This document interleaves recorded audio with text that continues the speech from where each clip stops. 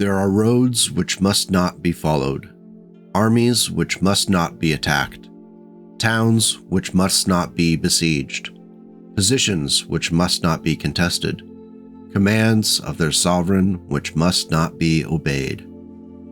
Sun Tzu, The Art of War.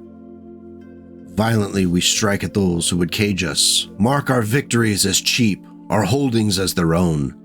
Honor, skill, foresight, strength, but never unity. What remains of our spirit? The Remembrance, Passage 99, Verse 2, lines 185 through 188. Clan Fire Mandrill. As with so many of the other 2C versions of Star League-era designs, the Rifleman IIC was created to maximize utility while minimizing drawbacks which had hobbled the inspiring mech. Of course, opportunity cost always exists, so there's going to be trade-offs. Finding balance is therefore necessary. As the original Rifleman earned a reputation across the battlefields of the Succession Wars, it was also wrapped up in the story of the clans. Ultimately, the mech that was designed to be the Rifleman's successor would end up forging its own unique path through the centuries. Today, we will discuss the history of the Rifleman IIC, along with the variants which have kept it relevant and dangerous on the battlefields of the 31st and 32nd centuries. While the original Rifleman suffered from significant heat management issues and a dearth of armor, the engineers of the Rifleman IIC design sought to tackle both using the latest and greatest clan technology. 5 tons heavier than its inspiration, the Rifleman IIC, introduced in 2845, weighed in at 65 tons and was built around a CCO-B endosteel internal structure and a Fusion 195 Mark VI Mod 3 standard fusion power plant. While it wasn't going to be outrunning any of its 65-ton clan peers, traveling at only 54 kilometers per hour, the weight saved is spent elsewhere. Opportunity cost is a cruel mistress. To partially offset the lack of mobility, jump jets were added. As it turns out, they would be quite useful for urban environments and non-flat terrain, as the Rifleman IIC needs to keep distance and keep hammering the target every turn possible. To address the armor issue, 11 tons of Z5 ferrofibrous armor plating is used to give the mech a thick hide. The days of being labeled a glass cannon were now in the Rifleman's past. With 30 points of center torso armor over that standard engine, the Rifleman IIC is going to be combat effective for quite a while and requires substantial effort to bring it down. The weapons loadout on the Rifleman IIC is reminiscent of its cousins, and those iconic long-barreled arms are retained for the 2C. In the original configuration, each arm sported a pair of large pulse lasers. The only other weapon is an ER small laser in the head, which is really only useful for the closest of targets. For the uninitiated, pulse lasers have an improved accuracy over standard weapons, so the prospect of 4 of them being fired at you, each doing 10 damage, is not something to ignore. A word of caution, however, the Rifleman IIC is still not heat neutral, even with 19 double heat sinks, so fire and move wisely. That being said, the standard configuration makes the Rifleman IIC deadly to anyone it is shooting at with those accurate large pulse lasers. The light mechs have to be lucky a lot, while the Rifleman IIC's pilot only has to be lucky a couple of times. In addition to the formidable and accurate weaponry, the Rifleman IIC's electronics package was second to none, and wouldn't be challenged for decades. The targeting suite, along with the active probe, made area denial of light mechs and aerospace assets a specialty of the Rifleman. While most mechs have systems dedicated to ground targets and combat, the Rifleman IIC can switch between ground and air targeting on the fly. It's this system which is located above the mech's cockpit and gives it that slightly hooded look. The overall goal of the Rifleman IIC was to create a versatile and hard-hitting battle mech that could outlast most other mechs on the field. Oh, and it was also accomplished using common parts that didn't need to be specially machined or special ordered from production lines. The fact that most of the clans eagerly adopted the Rifleman IIC suggests that it was at least partially successful at reaching this goal. Even intersphere states like House Liao have eagerly snapped up Rifleman IICs whenever possible, even at significant price markups. Of course, it wouldn't be a 2C mech without some variants. Typically the engine and structure aren't changed, but the weapons are swapped out to either adopt a more specialized role or to meet the needs of a campaign, tactical doctrine, or historic threat.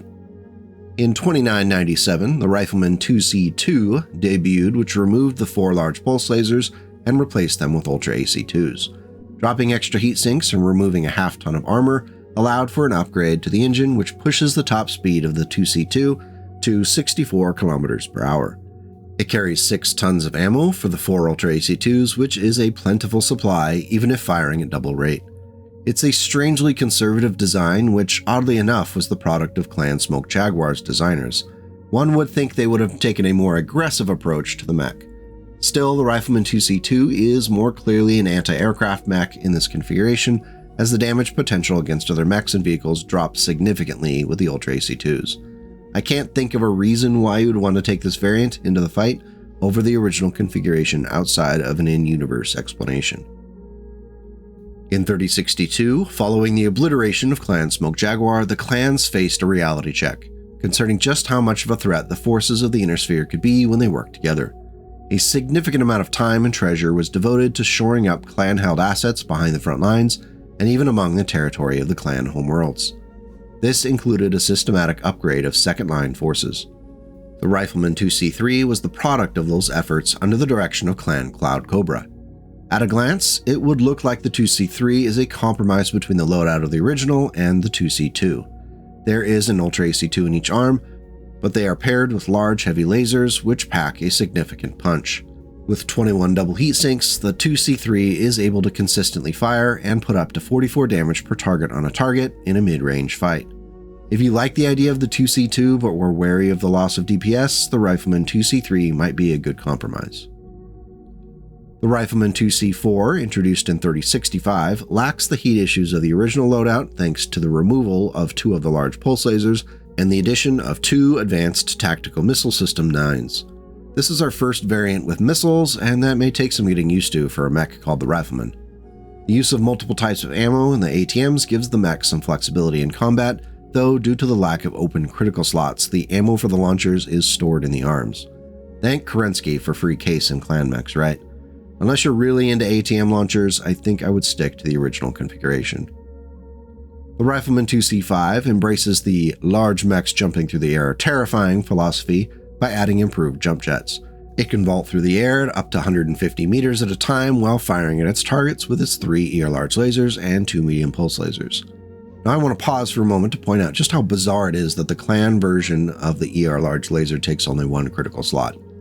This is relevant as the 2C5 Rifleman has one of its ER large lasers in the open critical slot in its head. Yes, ladies and gentlemen, this Rifleman has a monocle ER large laser in its head. Heat will be an issue if you're close enough to be firing the medium pulse lasers along with the ER larges, though if you are, you may want to use the jump jets to put some distance on your target.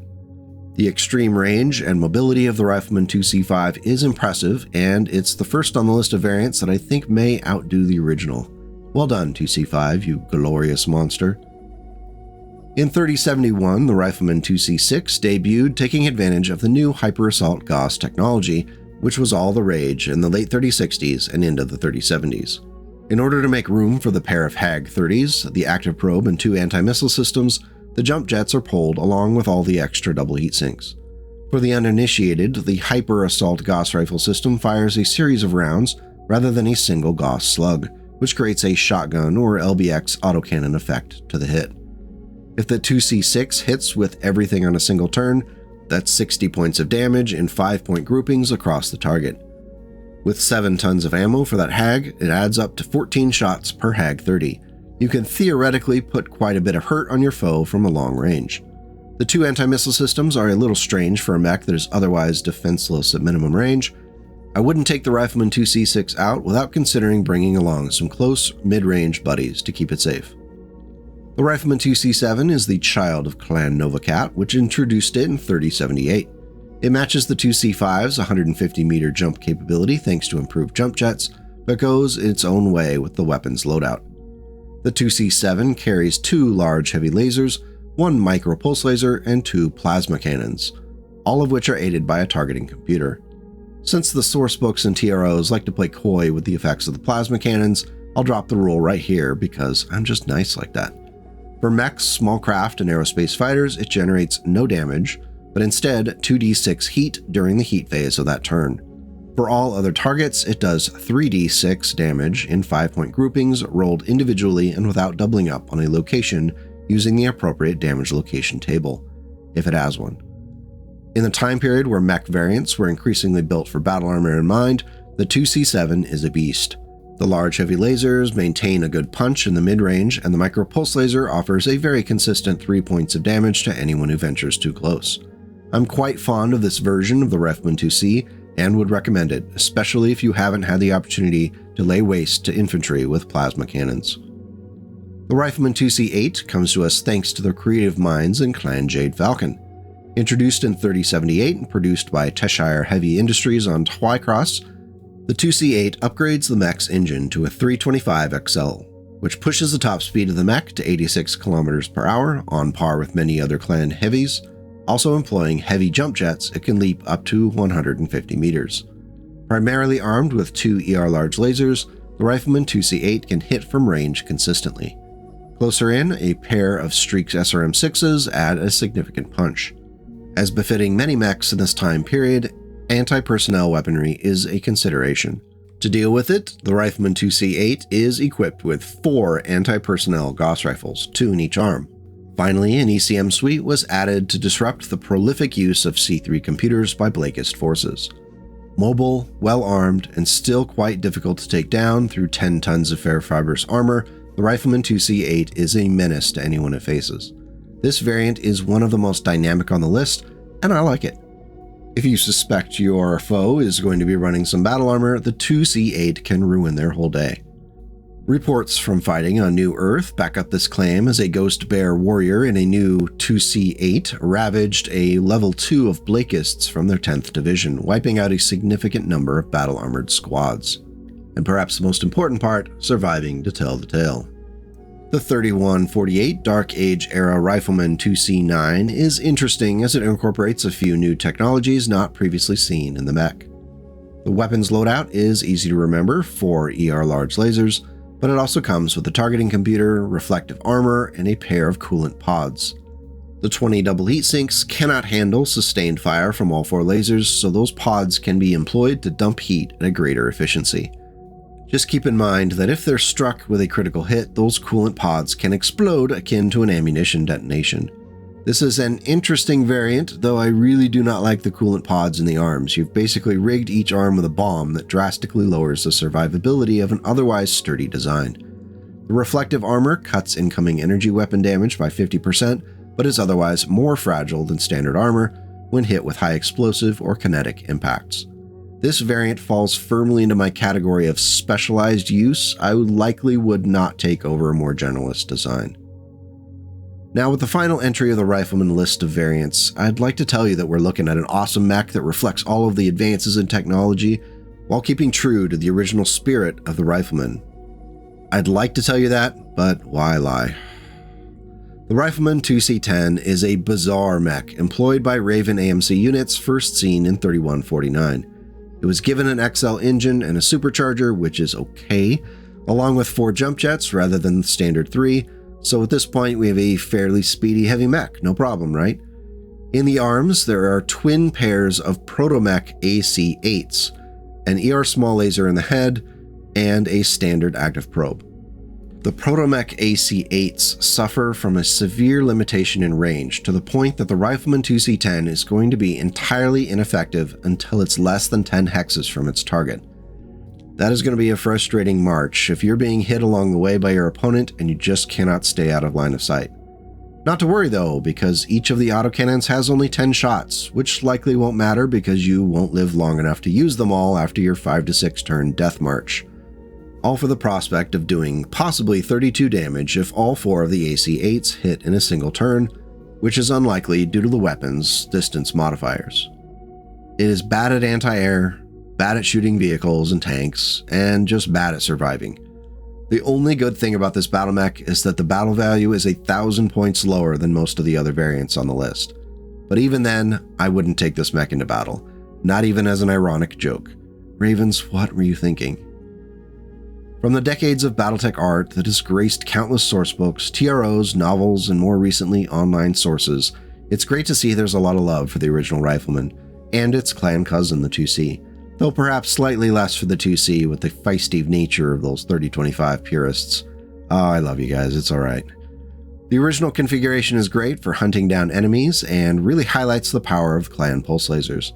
It fixes a lot of the persistent issues with the original Rifleman and makes it a force to be reckoned with on the battlefield. The original art from the 3055 technical readout is unforgettably in your face, and the iterations since have been largely positive. It's cool to see that the Rifleman IIC continues to show up in the available mech lists for scenarios in the Dark Age and Ilklan era sourcebooks. I want to see good mechs persist, even as we add new ones moving forward. Big thank you for watching and hitting all the buttons that make YouTube happy, if you deem it worthy. If you're able, going that extra step to become a channel member directly supports this kind of BattleTech content. I appreciate it more than my 8-year-old enjoys leaving the TV remote in unique locations where it cannot be found. Until we meet again, take care and go make the world a slightly better place today and tomorrow.